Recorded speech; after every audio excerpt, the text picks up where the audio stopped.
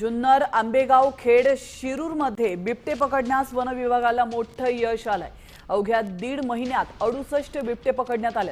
अल्पावधीत मोठ्या संख्येने बिबटे पकडण्याची पहिलीच वेळ आहे, त्यामुळे येत्या काळात बिबट्यांचे मानवी हल्ले कमी होण्यास मदत होणार आहे, असा दावा जिल्हाधिकाऱ्यांनी केला। 400 पिंजरे, 400 आपदा मित्र आणि अतिसंवेदनशील गावांमध्ये बिबट कृती दल स्थापन करण्यात आलेले आहेत आणि बिबटे पकडण्याची मोहीम सुरू करण्यात आली आहे। बिबट्या दिसल्यास नागरिकांनी सतर्क राहून वन विभागाशी संपर्क साधावा, असं आवाहन देखील करण्यात आलं आहे।